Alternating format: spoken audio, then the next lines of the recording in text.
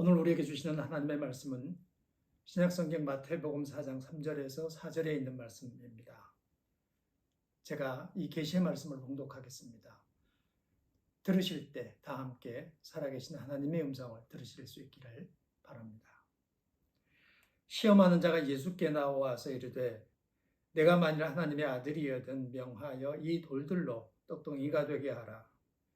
예수께서 대답하여 이르시되 기록되었으되 사람이 떡으로만 살 것이 아니요 하나님의 입으로부터 나오는 모든 말씀으로 살 것이라 하였느니라 하시니. 아멘. 세상에서 가장 쉬운 것은 충고라고, 가장 어려운 것은 듣기라고 합니다. 이렇게 해라, 저렇게 해라. 충고하기는 참 쉽습니다. 그러나 어떤 사람이 얘기를 끊지 않고 듣기란 쉬운 일은 아닙니다. 좀 더 나아가서 그 사람의 느낌이나 감정이나 욕구까지 들을 수 있다면 그건 참으로 엄청난 일이지만 대부분의 사람들은 거기까지 가지 못합니다. 그래서 듣기는 참 어려운 일이고 충고하기는 참 쉬운 일이라 하겠습니다. 오늘 우리가 읽은 본문 말씀을 보게 되면 사탄이 예수님에게 충고를 하는 그런 우스꽝스러운 장면입니다. 예수님에게 이렇게 해라, 저렇게 해라. 사탄이 충고한다는 것 자체가 말이 되지 않는 일입니다. 예수님에게 잘 들어야 되는데 그가 나서서 예수님에게 충고를 한다니 이게 얼토당토 않는 얘기라고 생각이 듭니다. 그런데 흥미로운 것은 사탄의 그런 충고에 응답하면서 예수님께서 당신의 사역의 핵심이 되는 가치를 굳건하게 세우셨다는 점입니다. 오늘은 이 말씀을 가지고 함께 나눠보도록 하겠습니다. 첫 번째로 사탄은 예수님에게 사역의 중심을 경제 문제 해결에 두라고 얘기했습니다. 사실 현대의 모든 문제는 경제 문제 같아 보입니다. 돈만 있으면 상당한 문제들을 해결할 수 있습니다. 좋은 집에 살기, 좋은 차를 타기, 원하는 곳에 여행을 다니기, 맛있는 것을 사 먹기, 다 돈이 있어야 가능한 일들입니다. 그런데 돈이면 모든 것이 다 해결되느냐? 그런 것은 아닙니다. 돈이 있으면 맛있는 반찬거리를 살 수는 있습니다. 그러나 식욕까지 살 수는 없습니다. 돈이 있으면 병원에 가서 치료를 받을 수 있습니다. 하지만 죽음으로 가는 생명을 건져낼 수는 없습니다. 돈으로 해결할 수 없는 문제입니다. 그리고 정말로 중요한 것들은 돈으로 해결되지 않습니다. 사실 돈이 많아지면 삶은 편안해집니다. 편리해집니다. 그러나 이상하게도 돈이 많아지면 인생은 고달파집니다. 더 많은 문제에 시달리게 되고 잠 못 이루는 밤이 많아집니다. 사탄은 인간의 모든 문제가 떡의 문제, 경제 문제이니 돌로 떡을 만들어서 사람들에게 나눠주면 사역이 올바른 방향으로 갈 것이다. 이렇게 충고했습니다. 그때 예수님께서 하신 말씀입니다. 사람은 떡으로만 사는 게 아니다. 사람은 하나님의 입에서 나오는 말씀 없이는 살 수 없는 존재다. 그게 인간이다. 여러분은 어떻게 생각하십니까? 예수님의 말씀에 동의하신가요? 아마도 그러리라 믿습니다. 인간은 하나님의 말씀 없이는 살 수 없는 존재입니다. 그러니까 정말로 중요한 것은 경제 문제가 아니라 하나님의 말씀이 내게 들려지는가 라고 얘기할 수 있겠습니다. 크리스찬에게 참으로 중요한 문제 가운데 하나는 하나님의 말씀이 들려지는 내면에 옹달샘이 있어야 된다는 것입니다. 그 옹달샘에서 생명의 샘물을 떠 마실 수 있느냐, 없느냐, 그것은 신앙생활을 행복하게 할 수 있느냐, 행복하지 않게 하느냐의 갈림길에 서게 만듭니다. 여러분들에게 하나님의 말씀이 들려오게 되기를 바랍니다. 여러분들이 생명의 강에서 생수를 떠마시면서 살아가시게 되기를 바랍니다. 우리는 하나님 말씀 없이는 살 수 없는 존재입니다.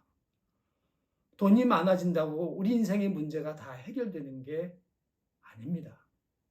그러니까 열심히 일을 해서 돈을 버는 것 참 좋은 일이지만 그와 비교할 수 없는 절대적인 가치가 하나님 말씀 듣기에 있다 하겠습니다.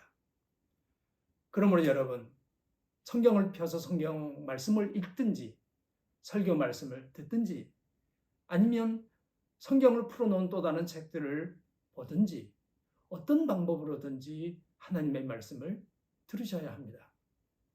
사람의 내면이 하나님의 말씀으로 굳건해질 때, 그럴 때 우리는 비로소 이 세상을 당당하게, 담대하게, 자신감 있게 살아갈 수 있게 됩니다.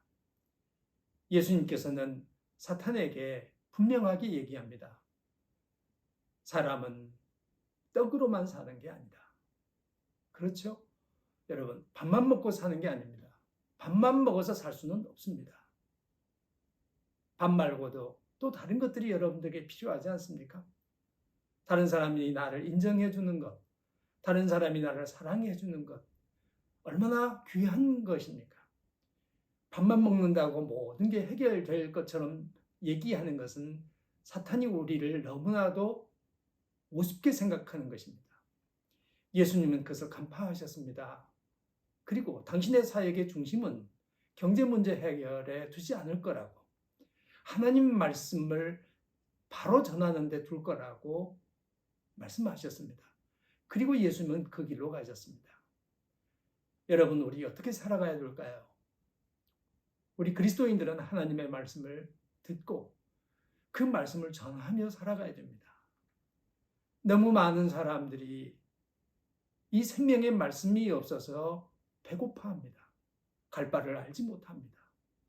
어떻게 해야 될지 방법은 알기는 하지만 참으로 하나님께서 원하는 삶을 살아가는 것에 대하여 갈증을 느끼면서 살아갑니다. 오늘 예수님께서 우리에게 말씀하십니다. 사람은 떡으로만 사는 게 아니다. 하나님의 입에서 나오는 말씀으로 사는 거다. 그리고 이 첫 번째 기둥을 세우셨습니다.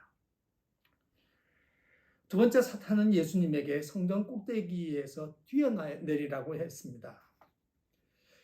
성전 꼭대기에서 뛰어내리면 천사들이 받들어 발이 돌에 부딪히지 않게 해줄 거다. 말하자면 예수님에게 쇼를 하라는 것입니다. 여러분도 어쩌면 한 번쯤 생각해 보셨을지 모르겠습니다. 사랑하는 사람에게 달을 잡아당겨서 아주 큰 아름다운 달을 선사할 수 있다면 그렇게 하고 싶은 마음을 가져봤을 수 있습니다. 추운 겨울날 태양을 잡아당겨서 따뜻하게 해줬으면 그런 생각을 해봤을 수도 있습니다. 지나가는 자동차 앞에 서서 자동차가 빠른 속도로 다가올 때 점프를 하면 휙 나는 하늘로 올라가고 차는 휙 지나가고 그럼 사뿐히 내려오는 그와 같은 쇼를 여러분들이 생각해 보셨을 수도 있습니다. 그게 크리스찬됨의 징표인 것처럼 그렇게 느낀 적이 있으실 수도 있습니다. 그런데 이 사탄의 유혹에 예수님께서 한마디로 하나님을 시험하지 말라 이렇게 얘기하셨습니다. 자연 법칙을 만들어 놓으신 하나님의 틀을 깨려고 들지 말라 하는 겁니다. 만약에 예수님께서 사시던 때에 예루살렘 성전에서 뛰어내린다 했으면 사람들이 많이 와서 봤을 겁니다. 그리고 그건 정말로 대단한 쇼가 됐을 겁니다. 예수님께서 갈릴리 호수 위로 뛰어내린다 높은 꼭대기에서 뛰어내릴 거다. 사람들에게 다 와서 봐라. 그러면 사람들이 와서 봤을 수도 있습니다. 근데 여러분, 거기서 얻을 수 있는 게 뭘까요? 구경거리밖에 더 있을까요? 예수님은 그와 같은 삶에 대하여 단호하게 거절하신 것입니다. 동료였던 목사님이 지은 노래가 하나 있는데, 제가 개인적으로 혼자 있을 때 찬송을 부르면 이 노래를 자주 부르곤 합니다. 내게 있는 향유가 주께 가져와 그 발 위에 입 맞추고 깨뜨립니다. 나를 위해 험한 산길 오르신 그 발, 걸음마다 주의 사랑 새겨 놓았네. 이런 찬송입니다. 저도 그렇게 향유 옥합을 가지고 가서 갈릴리 그 험한 산길을 맨발로 걸으셨던 예수님의 팔에 붙고 싶은 마음이 저 깊은 곳에서 솟아나게 만드는 찬송입니다. 예수님은 높은 산 위에서 쇼를 하면서 사람들에게 당신이 하나님의 아들이라는 것을 과시하려고 하는 대신 갈릴리 그 험한 산길을 맨발로 걸으시면서 복음을 전하셨습니다. 병든 사람을 고쳐주셨습니다. 길 잃은 사람들에게 내가 곧 길이요 진리요 생명이다. 이렇게 말씀하셨습니다. 그 예수님은 한꺼번에 몇 걸음씩 뛰어가지 않으셨습니다. 한 번에 한 계단, 한 번에 한 걸음 그렇게 걸어가시면서 하나님께서 위탁하신 사역들을 차근차근 이루어 내셨습니다. 예수님은 사탄의 충고를 들으면서 두 번째 기둥을 만드신 셈입니다. 사람들에게 쇼를 하면서 사역하지는 않는다. 사람들에게 보이기 위해서 저 높은 곳에 뛰어내리는 것 같은 그와 같은 일은 하지 않는다. 대신 한 걸음 한 걸음 한 계단 또 한 계단씩 앞으로 나아간다. 그렇게 마음을 잡수셨습니다. 두 번째 커다란 기둥이라 하겠습니다. 그리고 세 번째로 사탄이 충고합니다. 내게 경배하면 이 모든 것을 내게 주리라. 예수님은 대답했습니다. 이 모든 것을 얻지 못하더라도 나는 사탄에게 경배하면서 일하지는 않을 거다. 오직 하나님만 경배하고 섬겨야 한다. 그 마음에 굳건한 기둥을 또 하나 세우셨습니다. 예수님은 당신의 사역을 이루어 가시면서 이 세 가지 기둥, 철학적 토대를 가지고 일하셨습니다. 우리 모두 철학자일 수는 없습니다. 그러나 누구나 자기만의 철학을 가지고 살아갑니다. 예수님은 어떤 철학을 가지고 당신의 사역을 했는가? 오늘 제가 소개한 이 세 가지 철학을 가지고 당신의 사역을 처음부터 끝까지 이루어 가셨습니다. 이 기둥 위에다 집을 지어 가셨습니다.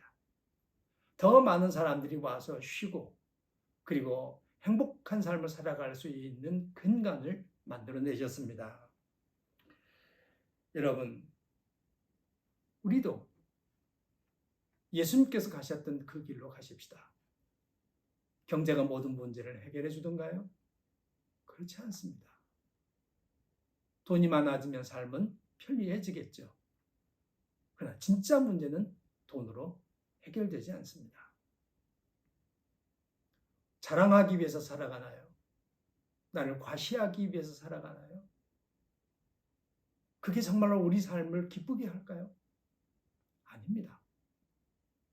예수님께서 가셨던 그 길을 우리도 한 걸음씩 한 걸음씩 뒤따라갈 때, 그때에 우리를 통해서 하나님께서 계획하신 일들이 이루어지게 될 것입니다. 공짜 점심은 없습니다. 대가를 지불해야만 됩니다. 그래서 사도 바울은 그리스도께서 내게 남겨주신 모든 고난을 내 육체에 채우면서 살아간다. 이렇게 고백했습니다. 여러분, 우리에게도 남겨진 고난이 있습니다. 갈릴리의 그 험한 산길을 맨발로 걸으셨던 예수님의 뒤를 따라 우리도 우리 몫으로 남겨져 있는 고난을 우리 삶에 기쁘게 지고 가십시다. 그리고 또 하나, 예수님께서는 오직 하나님만을 생각했습니다. 무엇인가를 성취하는 데다 초점을 맞추지 않았습니다. 설령 그런 일이 있어지지 않더라도 하나님만 경배하고 하나님만 바라보면서 살아간다. 그렇게 마음 잡수셨습니다. 우리도 그 길로 가십시다. 그럴 때 우리 삶이 참으로 편안하고 행복해지게 될 것입니다. 많은 사람들이 근사한 사람, 향내음 나는 사람, 쉴 만한 사람을 기대합니다. 그런데 그런 사람 찾기가 참 어렵습니다. 왜 그럴까요? 사탄의 유혹에 미끄러 넘어졌기 때문입니다. 많은 사람들이 이 세 가지 문제에서 미끄러 넘어집니다. 그런데 예수님은 사탄의 충고를 들으면서 오히려 당신의 사역의 철학을 굳건하게 하시고 그리고 한평생 그 길로 가셨습니다. 그리고 마침내 죽음을 이겨내고 부활하십니다. 여러분, 우리도 예수님처럼 살아가십시다. 예수님처럼 살아가는 여러분으로 인해 세상이 기쁨을 맛보게 되는 역사가 있게 되기를 바랍니다.